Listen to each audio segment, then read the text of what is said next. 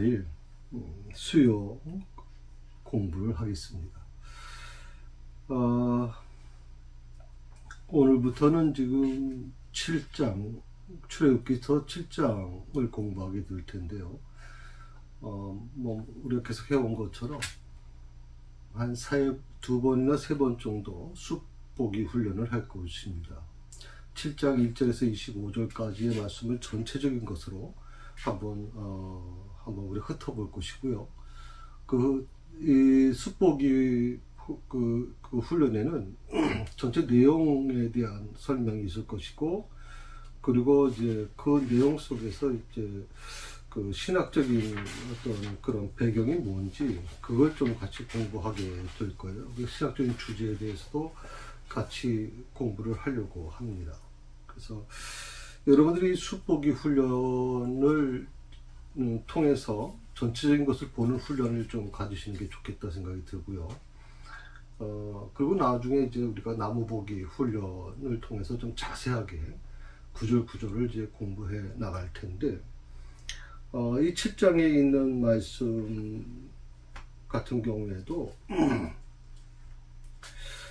특히 우리가 좀 계속 공부해 나가는 게 이제 10가지 재앙에 대한 부분을 공부해 나가게 됩니다. 이 7장은 바로 그 시작, 10가지 재앙의 이제 시작을 의미하는 것이기 때문에 굉장히 중요한 의미가 있어요. 그래서 그 부분을 같이 우리가 공부하면 좋겠고요. 특히 7장 전체적으로 보면 이제 첫 번째 재앙에 대한 부분이고요. 그리고 이제 8장에서는 두 번째 재앙에 대해서 이제 얘기가 나옵니다. 우리가 6장까지 같이 공부하면서 그 6장의 가장 큰 주제가 뭐였냐면 이제 하나님의 위로였거든요. 모세가 사역을 하다가 지쳤습니다. 너무 지쳤죠.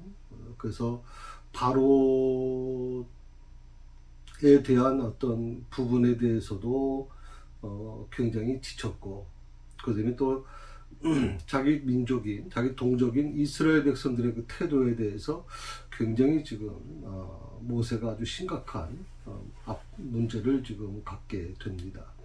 그래서 이 두 가지 부분 때문에 모세가 굉장히 힘들어하는 것을 하나님이 아셨거든요. 그래서 하나님께서 이제 6장에 보게 되면 굉장히 모세를 위로하고, 이제 오히려 이제 하나님께서 말씀하시기를 내가 너를 보내지 않았느냐 하면서 이제 모세를 토닥거리는 모습들이 많이 나오게 되죠. 하나님의 그 위로를 받은 모세가 어떻게 바뀝니까? 다시 바로 앞에 나아갑니다. 바로에게 쫓겨다시피 나온 모세가 다시 바로에게 찾아가게 된다는 거죠. 바로 앞에 나간다는 것은 굉장한 결단이 없이는 사실 불가능한 일이거든요. 굉장히 큰 변화가 지금 모세에게 일어났다고 봐야 되겠죠. 그리고 그 두 번째로 하나님의 위로를 받은 모세가 어떻게 달라졌냐면 이스라엘 백성의 구원을 위한 사역을 본격적으로 이제 시작하게 됩니다. 그 전에 6장에서도 물론 시작을 했습니다만 그때 한번 실패를 경험했고, 그리고 이제 모세가 다시는 내가 안 하고 싶다, 이건 내 길이 아니라고 그렇게 포기 상태로 갔던 모세였는데, 하나님의 위로를 받고 나서 다시 이제 바로 앞에 나가고, 그리고 이스라엘 백성의 구원을 위한 사역을 시작하게 되더라는 겁니다. 사실 그러나 이것이 2차 한번 실패를 했기 때문에 두 번째 시작한다는 게 결코 쉬운 일이 아니라고 생각을 해요. 굉장히 어렵습니다. 우리가 보통 대학 입시를 여러분 자녀들이 보통 대학 입시를 볼 때도 마찬가지겠죠. 대학 입시를 보게 되면 어떡합니까? 결국에는 첫 번째 실패할 때는 그런가 보다 생각을 할 수 있지만 이제 두 번째 시작하게 되면 굉장히 두 번째는 힘들어하죠. 굉장히 힘들 수밖에 없는 거고요.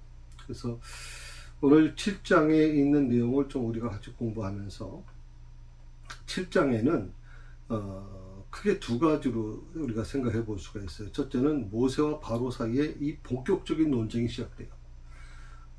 전에는 모세가 이제 설득하는 입장이었고 또 바로는 아주 명령적으로 얘기를 하지 않습니까? 그런데 이제 본격적으로 모세와 바로 사이에 논쟁이 시작됩니다. 그리고 두 번째는 7장에서 애굽에 대한 하나님의 심판이 본격적으로 시작되는 것이 오늘 7장에 있는 내용입니다. 모세가 이제 다시 바로 앞에 나아가서 무엇을 요구하냐면 이스라엘 백성들의 해방을 요구합니다. 그래서 그 6장에서는 이제 뭐 몇 번 요구했죠. 그래서 뭐 잠시 우리가 예배를 제사를 드리려고 한다. 그런 부분에서 이제 조금씩 조율을 좀 나누었습니다만은 본격적으로 이제 이스라엘 해방을 요구합니다.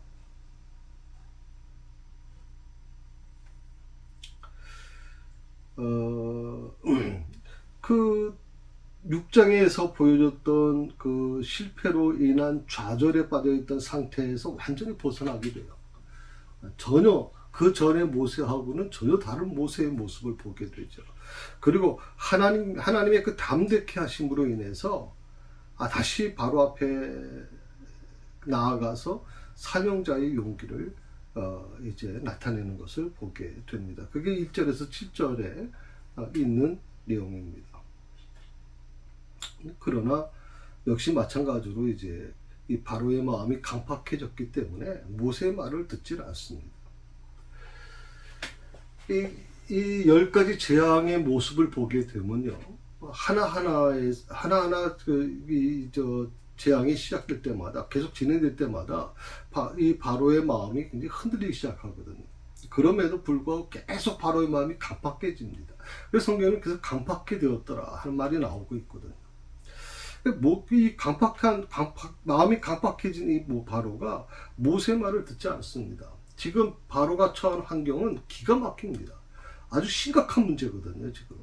왜냐하면 애굽에 있는 이 재앙의 형편이 너무나 무서웠기 때문에 바로 입장에서는 정말 어떻게 보면 굉장히 위기일 수도 있게 됐거든요. 어떻게 보면 바로가 모세의 말을 듣지 않으니까 모세가 어떻게 합니까? 가지고 있던 지팡이로 뱀이 되는 기적을 보여줍니다. 이것은 우리가 8절에서 13절, 7장 8절에서 13절에 있는 내용이기 때문에 전체적인 어떤 아웃라인이기 때문에 제가 따로 성경을 읽지는 않겠습니다만은 이미 하나님께서 먼저 말씀해 주셨거든요. 그래서 이 지팡이를 뱀으로 만드는 이적을 하나님께서 행하실 것이라고 말씀하셨고 또 그것을 그들은 이미 경험을 했습니다.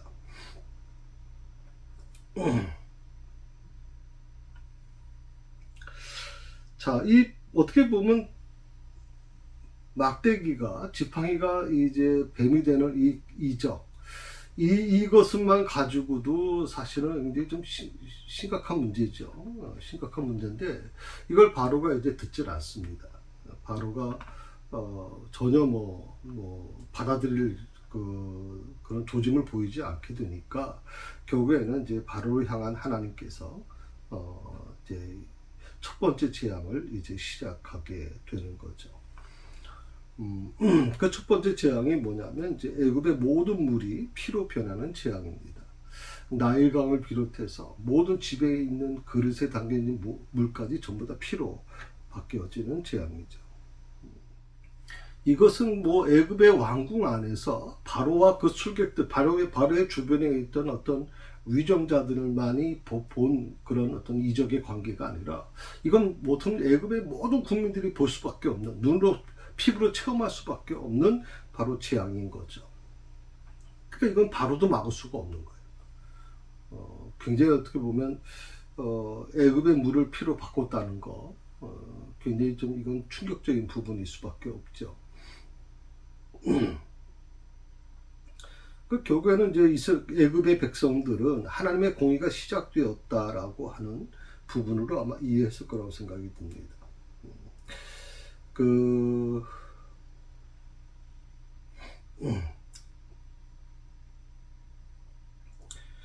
특히 나일 강가에서 이제 모세가 이 이적을 행하거든요. 그리고 15절에 보게 되면 그 바로가 매일 아침마다 아마 나일강에 나온 것을 아마 하나님께서는 뭐 알고 계셨으니까 그 바로가 나일강에 나왔을 때 그때 이제 이 나일강을 피로 이제 바꾸는 그런 어떤 이적을 행하게 되는 것이죠. 그러면서 이런 재앙이 일어나는 이유가 뭐냐? 모든 만물을 다스리는 하나님의 권능을 나타내려고 하는 의도를 품고 있다라고 하는 것입니다.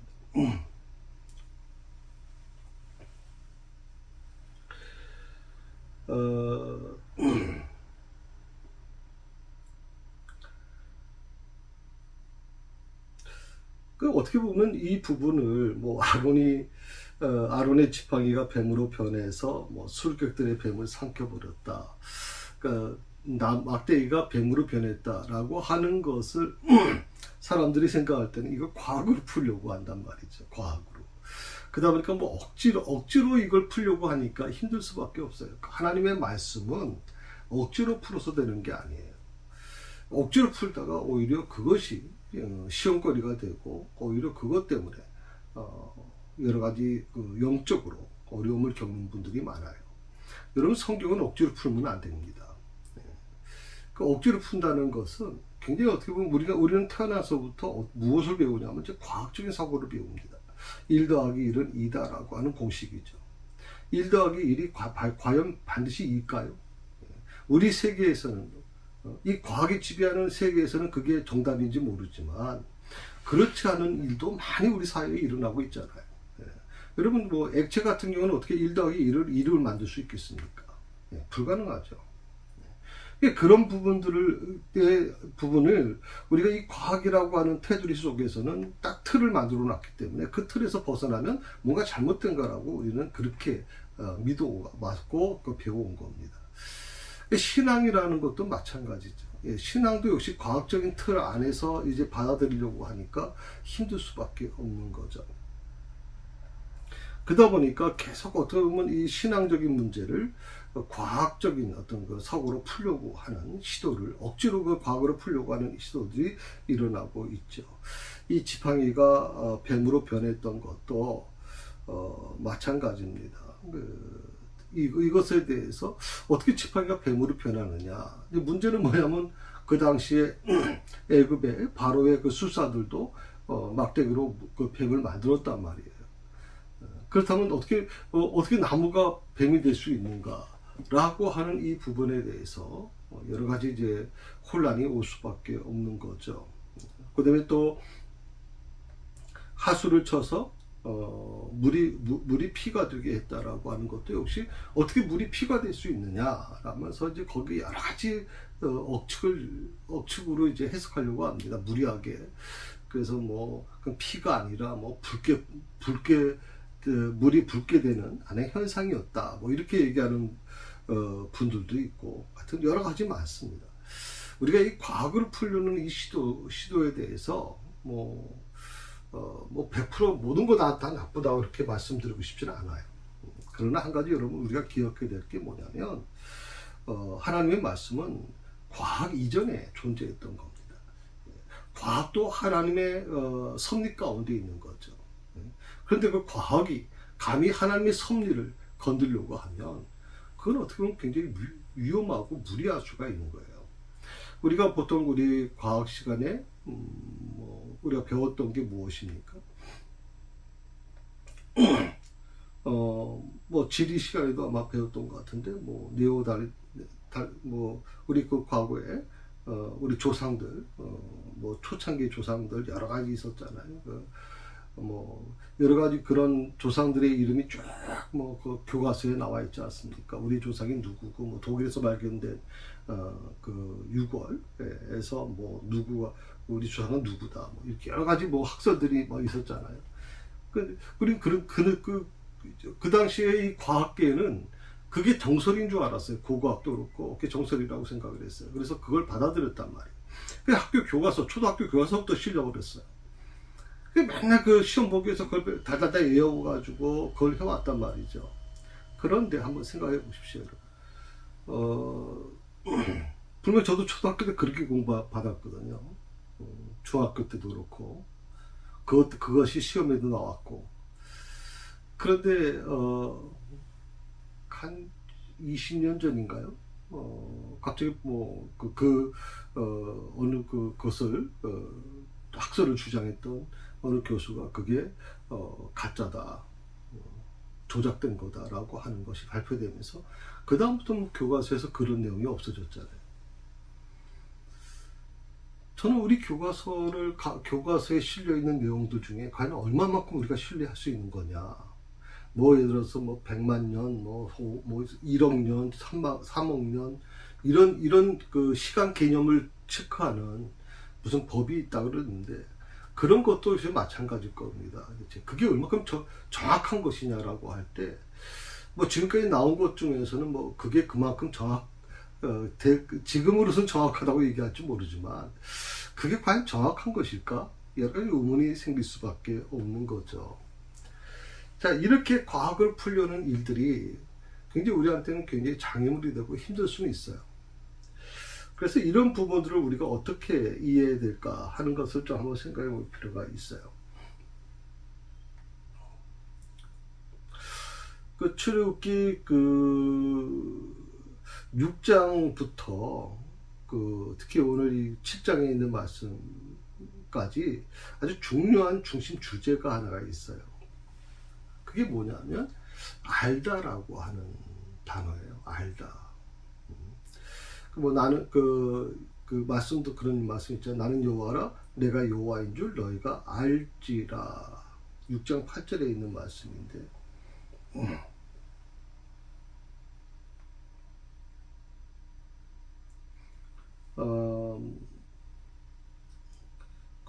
특별히 어떻게 보면 그런 부분들이 굉장히 중요한 부분이 될 것입니다. 그래서 나는 여호와라, 내가 여호와인 줄 너희가 알지라라고 하는 말씀. 그러니까 하나님께서 자신을 드러내고 있는데, 하나님께서 자신을 드러내면서 뭐라고 말씀하시냐면 나는 여호와다, 구원의 하나님이라는 것을 말씀하고 계세요. 특별히 이것이 이제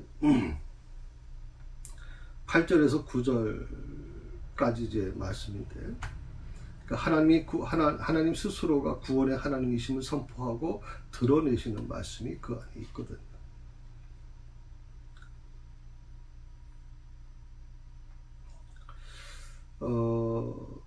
특별히 오늘 우리가 7장에 있는 말씀의 어떤 주제를 한번 생각한다면 딱 하나입니다. 그건 뭐냐면 애굽인들에게, 이집트 사람들에게 자신을 드러내신 하나님이다.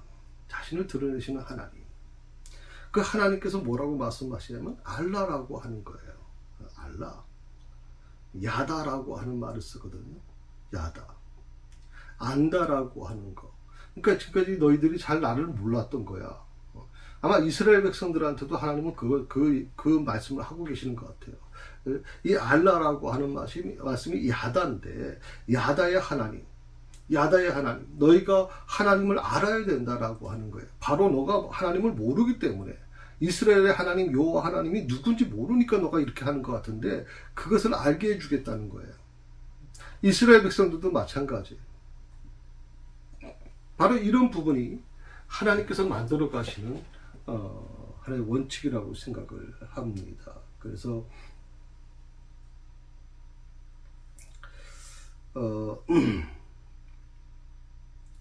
출애굽 과정을 한번 우리가 좀 꼭 과정에서 우리가 기억해야 될 게 있는데, 그것은 뭐냐면 하나님의 목적이 뭐냐는 거예요. 출애굽을 시키시는 하나님의 목적이 뭐냐? 그것은 출애굽 구원에만 있는 게 아니라는 거예요. 우리가 이 출애굽 사건을 바라보면서 그 출애굽 사건이 어제 출애굽 사건으로만, 출애굽 구원에만 있다라고 우리 많은 사람들이 생각을 해요. 근데 거기만 있는 게 아니에요. 그것만 있는 게 아니라 바로 이 하나님의 목적이, 출애굽에 일으키시는 하나님의 목적이 뭐냐면, 출애굽이라고 하는 이 구원의 과정을 통해서 하나님이 누구인지를 알리고 드러내는 거예요. 단순히 어쩌면 출애굽의 구원에만 있는 게 아니라, 이스라엘 백성들을 애굽에서 탈출시키는 것만 있는 게 아니라, 그걸 통해서 하나님이 누구이신지를 알리는 거예요. 그걸 드러내시는 거예요. 그리고 우리가 하나님이 어떤 분이신지를 깨달아 알기를 원하시는 거예요. 거의 모든 거에서 예를 들어서 하나님이 누구신지 알리는 것과 그리고 우리가 하나님이 어떤 분이신지를 깨달아 알기를 원하시는 것은 다 똑같은 게 들어가 있어요. 그게 뭐냐면 알다라고 하는, 알다라는, 야다라는 단어가 들어있는 거예요. 그래서 하나님은요, 굉장히 번거로우시면서도 세밀하게 역사하고 계시는 거예요. 어떻게 보면 제가 6장에서 또 6장을 공부하면서도 말씀을 드렸지만 사실 하나님이 뭘 못하시겠어요. 금방 뭐 하나님이 처리하시면 말씀으로도 처리할 수 있어요. 애굽, 뭐 이집트, 뭐 우리 이때 이 땅에서는 굉장히 강한 나라인지 모르지만 하나님 편에 봐서는 우스운 거죠. 그러면 바로 같은 경우에도 뭐 10번째 재앙을 첫 번째로 내보내면 뭐 바로는 꼼짝 못해요. 지금 그 생각해 보세요. 애굽의 전체 장자들이 다 죽었어요. 동물까지 다 죽었어요. 지금 이러면 그건 왕이 견뎌낼 수가 없어요. 파라오라도 견딜 수가 없죠. 바로도 태양의 아들 아무것도 아니거든. 백성들이 이미 마음이 돌아서는데 지금. 근데 왜 하나님께서는 그 마지막 재앙 장자의 죽음을 10번째로 놓고 계속 매 번마다 매 그 재앙 때마다 더 단계를 올리고 더 단계를 올리는 이유가 대체 뭘까요? 왜 그렇게 번거로우면서도 세밀하게 역사하시는 걸까요? 그것은요, 오늘 본문을 통해서, 오늘 지적인 말씀을 통해서 애굽인들에게 하나님이 어떻게 드러내시는가 하는 바로 이 부분을 우리가 좀 묵상해 봐야 되지 않겠나 생각이 듭니다. 첫 번째는 한 두 가지를 제가 말씀을 드리고 싶은데, 첫 번째는 뭐냐면 표적을 나타내시는 하나님이에요. 계속해서 표적을 나타내시는 하나님. 그 3절 4절에 있는 말씀은 바로 그겁니다. 내가 바로의 마음을 완악하게 하고 내 표징과 내 이적을 애굽 땅에서 많이 행할 것이나 바로가 너희 말을 듣지 아니할 터인즉 내가 내 손을 애굽에 뻗쳐 여러 큰 심판을 내리고 내 군대 내 백성 이스라엘 자손을 그 땅에서 인도하여 낼지라. 여기서 바로의 마음을 완악하게 한다. 바로의 마음을 완악하게 한다는 게 뭘 의미하는 걸까요? 그럼 뭐 어떻게 보면 지난번에 참 말씀을 드렸지만 하나님께서 바로의 마음을 일부러 완악하게 하신다는 말씀이 아니라고 말씀드렸어요. 만약 하나님께서 바로의 마음을 일부러 완악하게 하신다면 그건 하나님이 너무 하신 거죠. 물론 이스라엘 백성들을 사랑하시고 뭐 이스라엘 백성들을 위해서 약속하신 걸 지키시기 위해서 이스라엘 백성들은 애굽에 탈출을 해야 되니까 그럴 수 있지만 뭐 그렇긴 하지만 하나님께서 일부러 그렇게 바로의 마음을 완악하게 한다? 그건 어떻게 보면 우리가 지금까지 믿고 있던 하나님의 모습이 아니라고 생각을 해요. 여러분 기억해야 될 게 뭐냐면 하나님께서 바로의 마음을 일부러 완악하게 하시는 게 아니에요. 이걸 여러분 잘못 이해하시면 안 돼요. 하나님이 완악하게 하시는 게 아니에요. 다만 하나님께서 바로를 내버려 두시는 거예요. 내버려 두신다. 자, 이 말이 무슨 뭐 말장난인가 라고 생각하는 분도 있을 것인데 이건 두 가지 중에 두 가지 부분에서 굉장히 중요한 부분이에요. 그러니까 기억하셔야 될 게 하나님은 일부러 바로의 마음을 완악하게 하지 않으셨다. 하나님은 사람의 마음을 완악하게 하시지 않는다. 다만 바로를 내버려 두셨다라고 하는 거거든요. 내버려 두신 것과 뭐 완악하게 하시지 않는다는 것은 무슨 의미인가? 그러니까 하나님께서 바로의 마음을 내버려 두시니까 어떻게 되냐면 바로가 계속 마음이 완악하게 되더라 이 말이에요.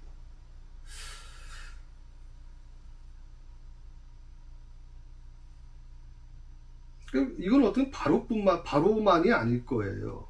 어떻게 보면 이 땅에 살고 있는 모든 사람들이 만약 하나님이 내버려 두면 어떻게 되는가? 이 백인문 목사가 있는데 백인문 목사의 마음을 하나님이 내버려 두시면 어떻게 되는 건가? 아마 그거죠. 완악해지고 정말 욕된 방향으로 가게 될 거다. 많은 사람들이요, 하나님께서 그 마음을 내버려 두시면 성령께서 그 마음이 완악해지지 않도록 성령께서 그 마음을 어떻게 보면 보호해 주지 않으신다면, 성령께서 우리 마음을 떠나셔서 내 마음이 마음대로 육신의 생각대로 만약 움직이게 된다면 어떻게 될 것인가. 얼마 전에 그런 뉴스가 나왔죠. 여성을 살해한 그 젊은 여성인데, 그 여성이 놀랍잖아요. 그런 얘기를 하잖아요. 나는 살인을 즐긴다, 하고 싶었다라고 얘기하면서 사이코패스 치수가 굉장히 높게 나왔다고 얘기하잖아요. 지금 우리 사회가 굉장히 무서운 사회가 된 것 같아요. 감정의 미안함, 어떻게 보면 좀 두려움, 이런 것도 없어졌어요. 하도 우리가 매스컴이 발전하면서, 또 게임이 발전하면서, 게임에서 보게 되면, 요즘에 나오는 게임을 가만히 보게 되면요, 너무나 하여튼 굉장히 뭐라 그럴까요? 너무 정말 젊은 아이들이 봐서는 안 되는, 굉장히 좀 어떤 아주 굉장히 안 좋은 내용들이 많이 포함되어 있어요.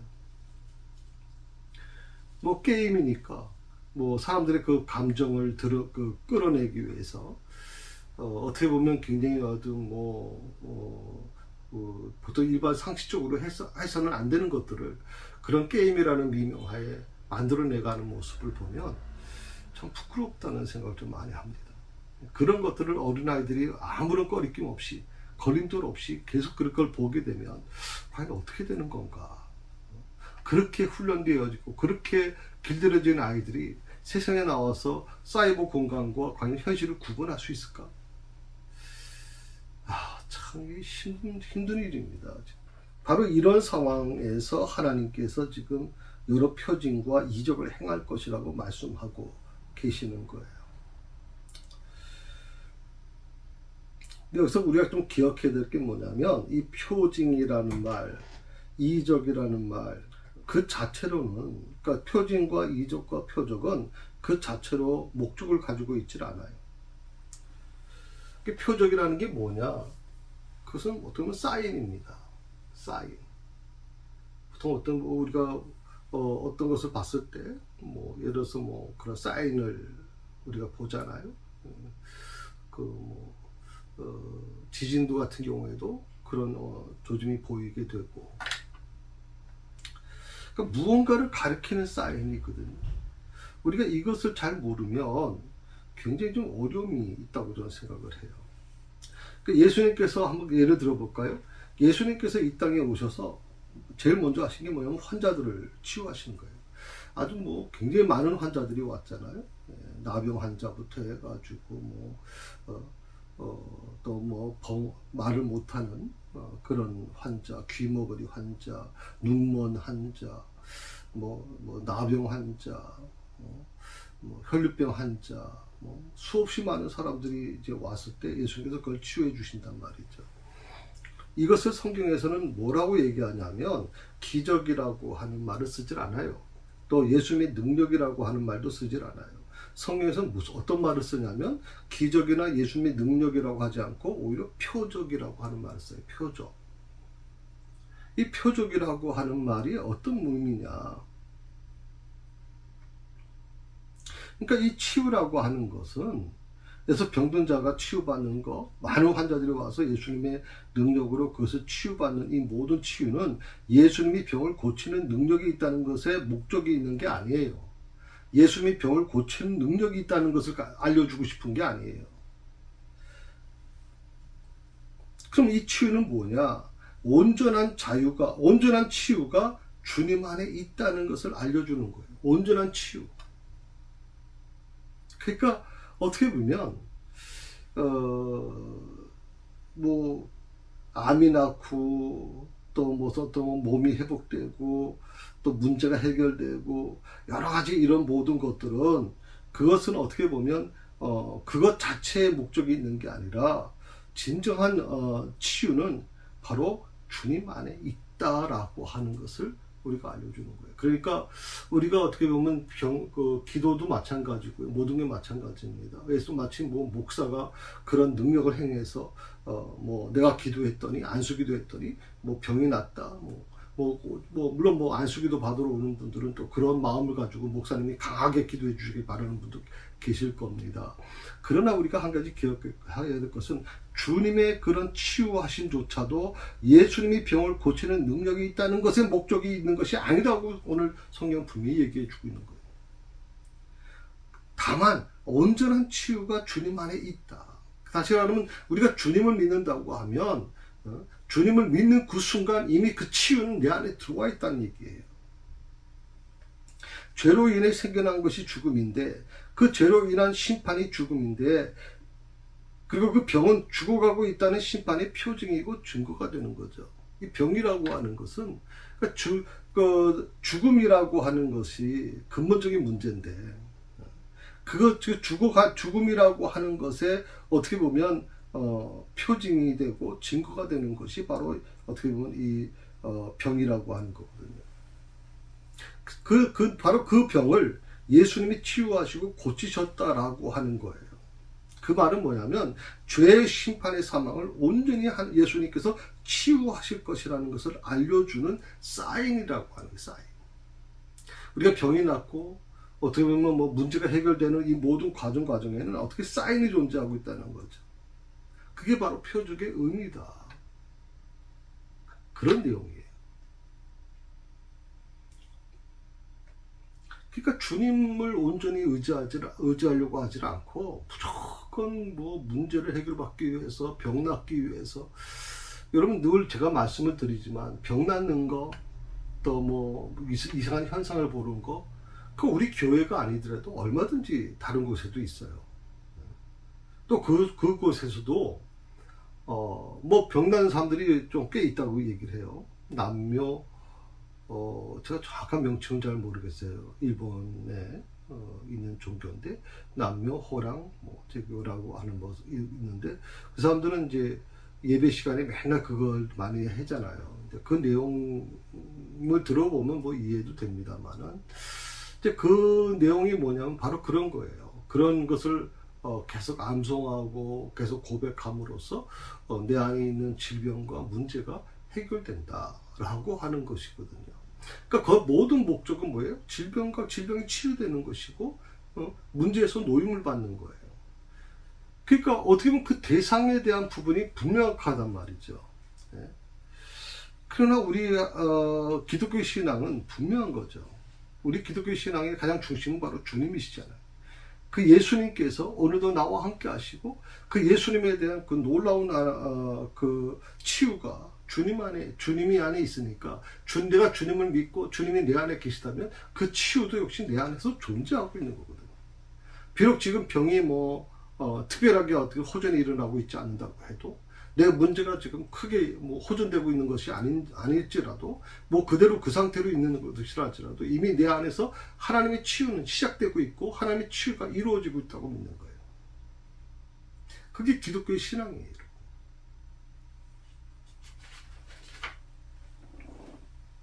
그래서 하나님께서 애굽 사람들에게 행한 이 10가지 이적의 의미가 뭐냐면 그 이적 자체로 의미가 있는 게 아니에요. 10가지 재앙의 어떤 그 이적의 포커스를 맞추시면 안 돼요. 그 이적을 통해서 하나님의 권능과 능력을 나타내는 도구가 되고 그리고 하나님을 바라보게 만드는 표시라는 것이 바로 주요한 내용이에요. 그러니까 이적을 통해서 우리는 하나님의 권능과 능력을 드러내야 돼요. 그러니까 이적은 도구일 뿐이에요. 근데 그 도구인 이적을 가지고 우리는 굉장히 뭔가 큰 일이 일어난 것처럼 거기에 하나님의 권능과 능력은 어디로 사라져버리고 다 어떻게 보면 그 능력을 행한 목사에게 아니면 능력을 행한 어떤 은사자에게 거기에 포커스를 맞춰버린단 말이죠. 여러분 이것은 굉장히 불경죄예요.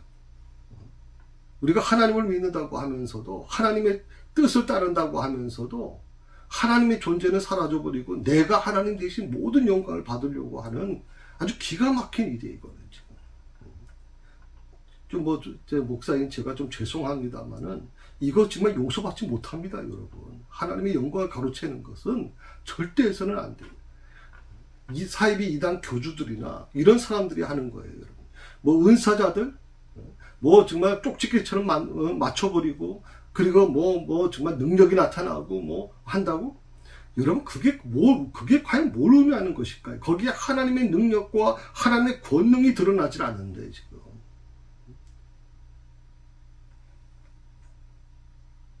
그러니까 하나님을 바라보게 만들어야 되는데, 그러기 위해서 주시는 게 표시인데, 그 이적이라는 표시인데, 근데 이적을 통해서 하나님을 바라보는 게 아니라 오히려 목사를 바라보고 은사자를 바라보는 이 시각은, 난 하나님이 보시면 어떻게 생각하실까 두려운 생각이 좀 들어요. 그리고 이 이적을 10번이나 이제 행하시잖아요. 10가지나 행하시잖아요. 그리고 반복해서 계속해서 행하십니다. 바로가 하나님을 알고 인정할 때까지 행하시더라, 이 말이에요. 그러니까 바로가 첫 번째 이적에서 아마 이적을 경험하면서 이게 하나님의 뜻이구나, 하나님의 표시구나 라고 하는 것, 이게 하나님의 권능이고 하나님의 능력이구나 하는 걸 첫 번째 이적 때 깨달았으면, 심판은 이적은 재앙은요 10번째까지 갈 이유가 없어요. 장자가 죽지도 않았을 겁니다. 그런데 결국 이 바로의 마음이 완악해져서 계속 거부하게 되고, 그리고 그 징계가 재앙이 계속 반복해서 계속적으로 행하게 되는 것이죠. 모세와 아론이 바로 왕에게 처음 찾아가서 하나님이 내 백성을 내보내라고 하셨다고 말했을 때 바로 왕이 뭐라고 얘기했죠? 그때 뭐라고 얘기했습니까? 여호와가 누군데 였습니다. 여호와가 누군데? 모세, 너가 말하는 여호와가 누군데? 이스라엘의 하나님? 저 노예들의 하나님이 무슨 힘을 가지고서, 무슨 힘이 있다고? 이집트에는 그런 신이 없느냐라고 오히려 모세에게 비난하고 있단 말이죠. 하나님이 누군데, 여호와가 누군데 나는 알지 못한다라고 하는 거예요. 그러니까 하나님을 모른다고 하는 저 애굽 왕 바로에게 하나님을 알도록 하나님이 이러한 이적을 10가지나 행하시는 거예요. 왜 10번이나 행하십니까? 한두 번 가지고는 믿지 않으니까. 나는 뭐 여호와를 믿지 않는다 그러니까. 그럼 믿을 때까지 하나님은 계속적으로 이제 이 재앙을 허락해 주시는 것이죠. 한두 번이라면 우연히 일어난 일이라고 생각할 수 있어요. 그래서 우연도 아니고 어쩌다 일어난 일이 아님을 확실하게 보여주기 위해서 10가지나 이적을 행하시게 되었다라고 하는 것입니다. 어떻게 보면 이것은 우리에게도 마찬가지일 거예요. 하나님은 우리에게도, 나에게도 끊임없이 표적을 드러내고 계세요. 하나님은 믿지 않는 이들에게 끊임없이 표적을 나타내시요.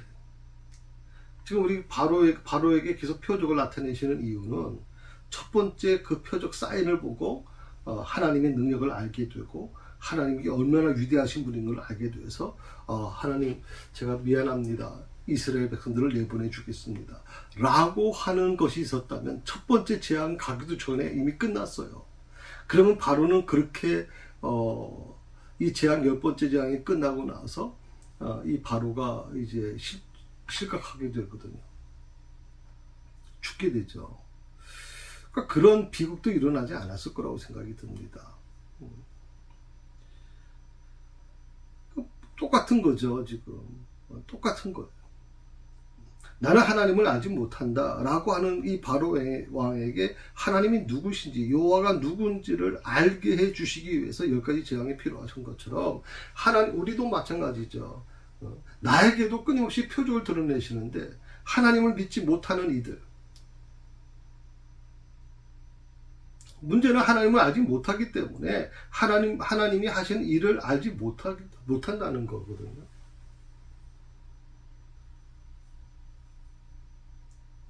그러니까 알려고 하지 않고 알아도 인정하지 않는다는 거예요. 그럼에도 불구하고 하나님은 계속해서 우리가 하나님을 알도록, 믿지 않는 이들이 하나님을 향한 마음을 열도록 끊임없이 표적을 행하시는 거예요. 애굽에 내린 이 10가지 이적처럼 크고 무서운 이적만을 하나님이 행하시는 게 아니에요. 소소한 이적들, 소소한 이끄심들, 소소한 표적들, 지나치기 쉬운 표적들, 하나님은 수도 없이 우리 삶을 부어주고 계십니다. 문제는 우리가 사는 게 너무 바쁘다 보니까 믿음이 연약해져서 그냥 지나쳐봤던 일들이 굉장히 많을 거예요. 그래서 알지 못했던 이 하나님의 표적들이 분명 내 삶에 많았다는 것이죠. 하나님은 그런 많은 표적들로 오늘 내 삶에 관여하고 계신다.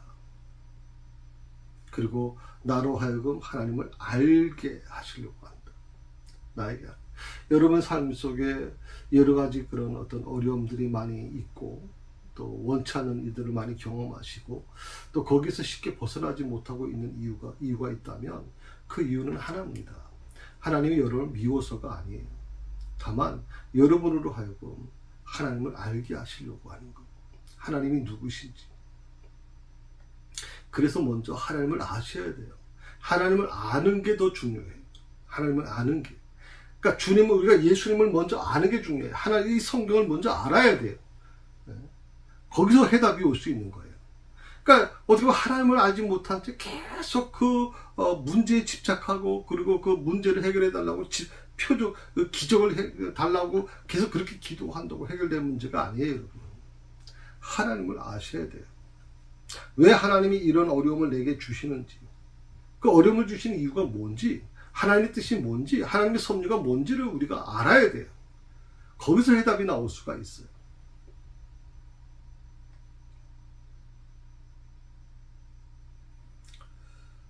두 번째로, 애굽인들에게 드러내신 하나님은 승리의 하나님이시다 하는 거예요. 하나님은 승리의 하나님이시다. 애굽인들에게 드러내는 하나님, 그분은 약한 하나님이 아니에요. 오늘 바로가 얘기했던 대로 여호와가 누구냐라고 하는 이 물음 앞에서 하나님은 여호와가 누군지를 분명히 보여주세요. 그는 그들이 지금까지 한 번도 경험해보지 못했던, 상상하지 못했던 바로 그 하나님이세요. 이제 조금 이따 나중에 공부합니다만 한 두 번인가 세 번째부터는요, 애굽 수사도조차도 이것은 우리도 할 수 없는 것입니다. 그것은 정말 이스라엘의 하나님이 대단하신 분이라고 그렇게 애굽의 바로에게 고백을 하거든요. 그러니까 그 무서운 재앙을 자그마치 7번을 겪으면서 그들이 어떤 마음이었을까 하는 생각을 좀 많이 해봅니다.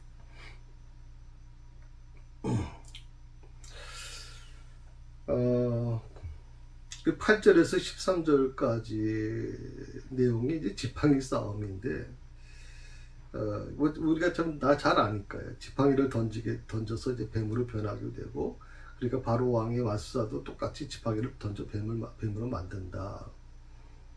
근데 문제 이제 그 뱀들을 아론의 지팡이가 삼켜버렸다라고 하는 거예요. 그리고 이제 성경은 그것이 하나님의 지팡이가 승리했다라고 하는 얘기하는 것이고, 그 승리는 궁극적으로 하나님이 승리케 될 것이며 하나님만이 참된 신앙임을 드러내시는 사건이었다라고 얘기하는 거죠. 이 싸움에서 중요한 것은 모세와 마술사들이 둘 다 지팡이를 뱀으로 만들었다라고 하는 거예요. 겉보기에는 똑같은 표적과 능력인데, 그러나 실제로 보게 되면 다른 거죠.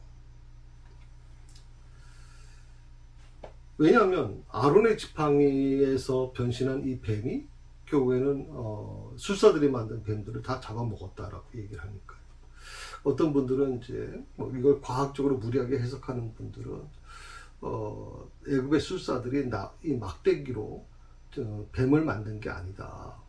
그러니까 이 코브라인가요? 애굽에 있는 그 코브라는 어떻게 무슨 뭘 하면 코브라가 막대기처럼 아주 빡빡하게 서버린다고 그렇게 얘기를 하거든요.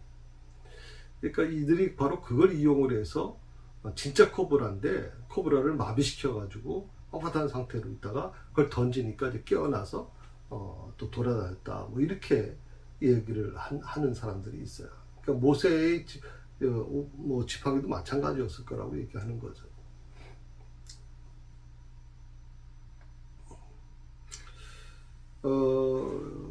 겉으로 보기에는 뭐 다 비슷하게 보일 수 있어요. 그런데 실제가 다르다는 것은 심각한 문제죠. 우리가 이제 뭐 겉으로 보기에는 뭐 거룩해 보이는 목사들도 있어요. 근데 그 안에 들어가서 보니까 뭐 싹군 목사도 있고 여러 가지 부분들이 존재하고 있다고 얘기를 하는 거죠. 문제는 이 사기꾼들이 더 호감이 가요. 더 믿음직스러운 거예요. 그러니까 사람들이 거기에 현혹을 하죠. 현혹당하지. 생각해 보세요. 그 뭐 수억 원 돈들이 또 뭐 어떤 사람은 수십억을 막 깨는데 그 뭐 아무렇지도 않은데 그렇게 하겠습니까? 얼마나 이 사기를 잘 치면 사람들이 그렇게까지 속아 넘어가겠어요. 그러니까 한번 여러분 생각해 보세요. 여러분 살아가는 과정에서 난 저 사람만은 믿어요. 뭐 우리 부모님 뭐 부모들 가족들이 다 반대해도요. 그 사람이 말하는 게 다 옳은 것 같은 거예요. 이게 참 어떻게 보면 굉장히 심각한 문제예요. 그래서 우리가 겉모습만 가지고 제대로 판단하는 것은 잘못됐다라고 하는 부분입니다.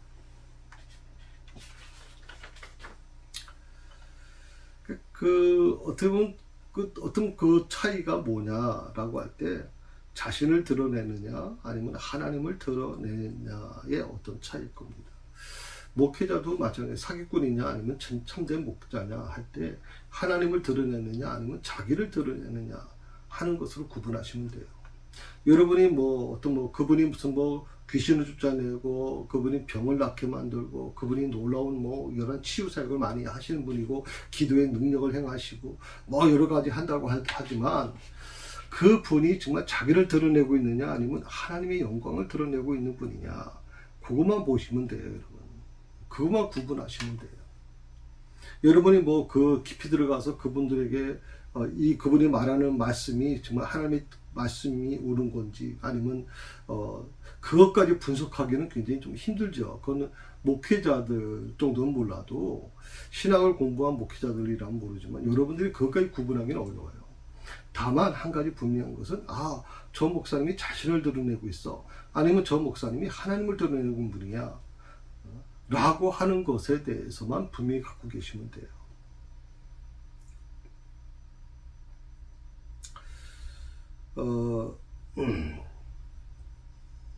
바로와 바로의 마술사들은 자신들이 지팡이로 뱀을 만들어 자신을 드러내게 되죠.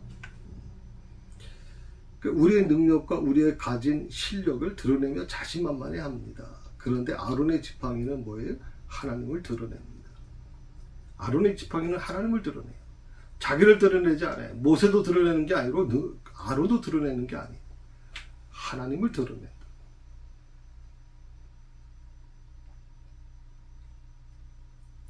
누구의 말씀을 따르느냐 하는 거예요.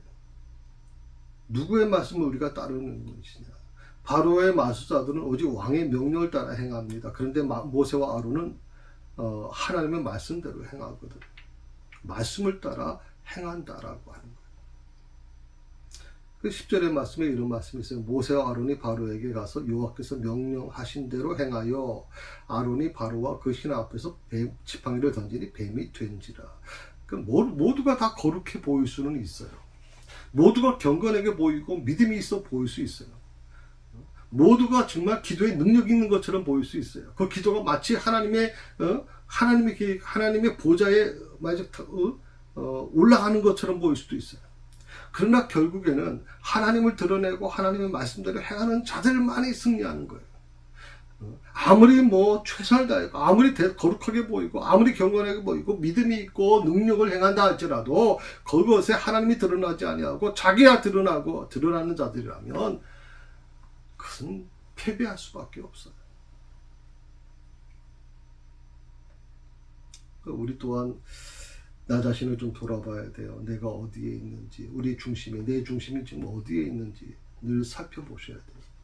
내 삶이 하나님을 드러내고 있는지 나를 드러내고 있는지, 하나님의 말씀을 따르는 것인지 내 생각에 따르는 것인지, 그것을 늘 경계하고 살펴봐야 됩니다.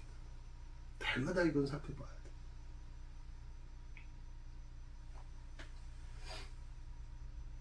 돼요. 참 이것은 뭐 목회자인 저도 흔들릴 수밖에 없는 문제들이고요.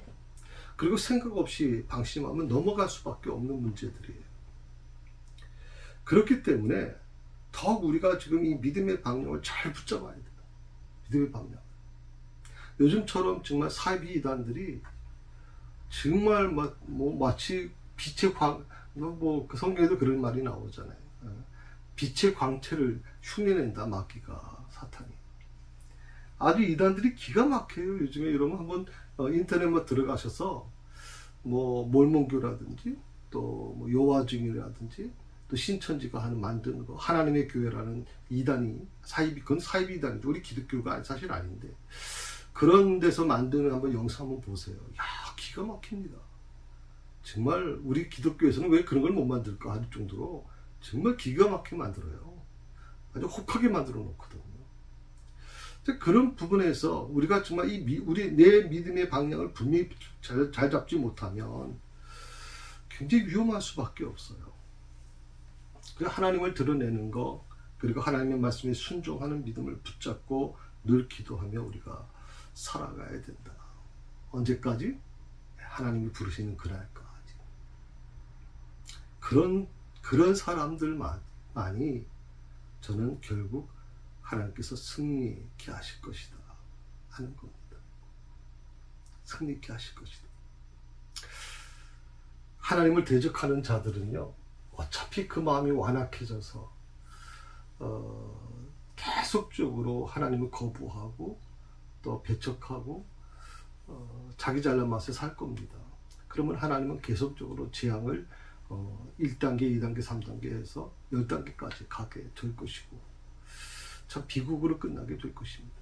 그래서 저는 오늘 우리 스스로가 좀 이 말씀 앞에 우리가 겸손해지길 원하고 같이 말씀을 좀 더 깊이 나누셨으면 좋겠다 생각이 듭니다.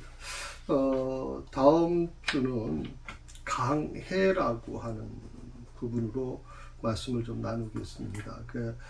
구절마다 구절씩 해석하지는 않겠지만 전체적으로 이제 오늘 이 7장에 있는 말씀이 어떤 말씀인지를 좀 큰 테두리 속에서 여러분과 같이 은혜를 나누려고 합니다.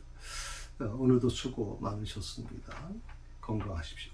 기도하십시다. 하나님 감사합니다. 오늘 주신 말씀을 깊이 묵상하면서 모세와 아론이 오직 하나님을 붙들고 하나님께서 가르치신 대로 하나님께서 지시한 대로만 그들은 순종합니다. 그 아론의 지팡이를 던졌을 때 아론의 지팡이는 오직 하나님이 하라는 대로만 지시받아서 했습니다. 그러나 바로와 바로의 그 술사들은 오직 자신의 영광만을 위해서 그 일을 하게 됐죠. 하나님, 우리의 삶에도 수없이 그런 일들이 많을 것입니다. 경건이라고 하는 이름으로 얼마나 많은 거짓된 것들이 우리 안에 존재하고 있을까요? 우리 교회 안에도 얼마나 많은 이 거짓된 것이 존재하고 있을까요? 이 모든 것 다 하나님 털어낼 수 있는 믿음을 저에게 주시고 그걸 분별할 수 있는 능력을 저에게 허락해 주옵소서. 오직 모든 것은 하나님의 영광으로 이루어진다는 것을 우리가 고백하게 하옵소서. 모든 성도들에게 건강의 축복을 주시기를 원하옵고 예수님의 이름으로 기도드립니다.